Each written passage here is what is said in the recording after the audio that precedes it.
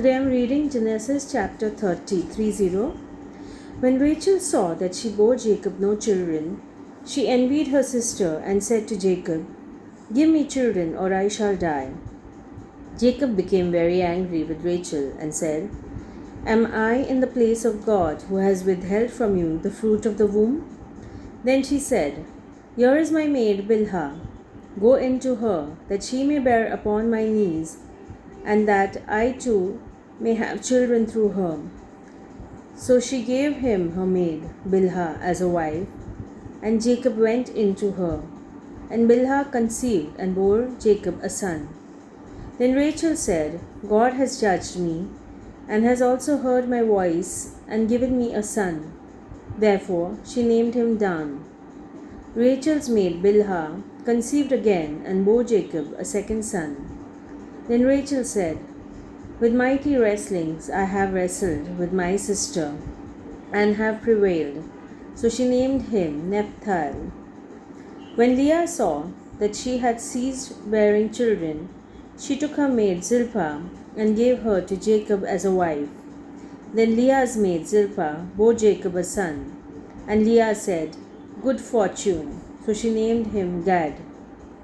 Leah's maid Zilpah bore Jacob a second son, and Leah said, "Happy am I, for the women will call me happy."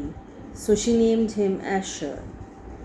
In the days of wheat harvest, Reuben went and found mandrakes in the field, and brought them to his mother Leah.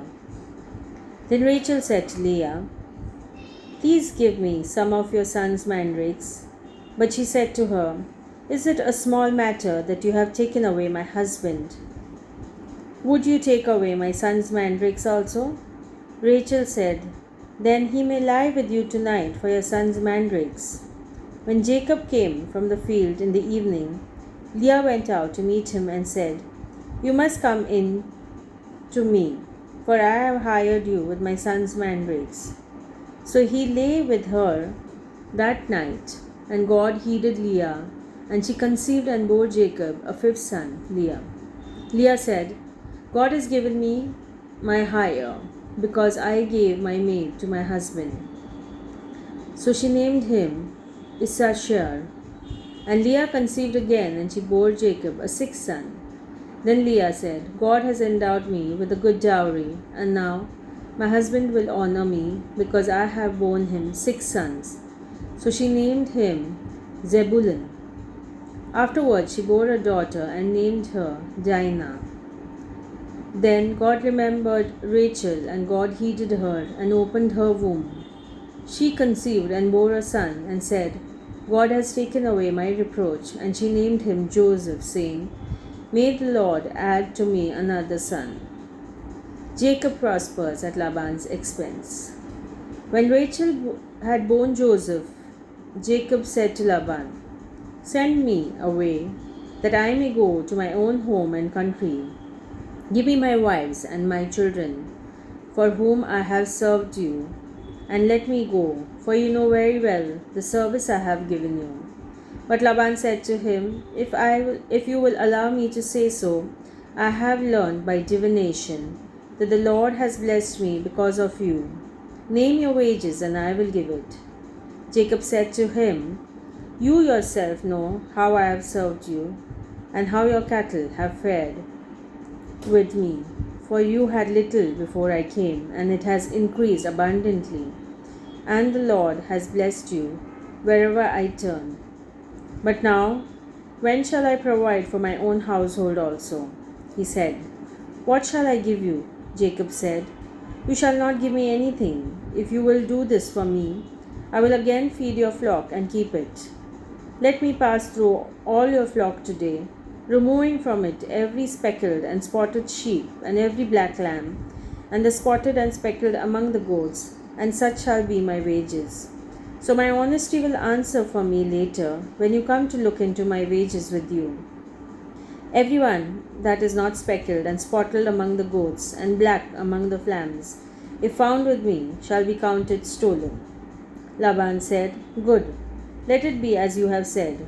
But that day Laban removed the male goats that were striped and spotted, and all the female goats that were speckled and spotted, every one that had white on it, and every lamb that was black, and put them in charge of his sons. And he set a distance of 3 days' journey between himself and Jacob, while Jacob was pasturing the rest of Laban's flock.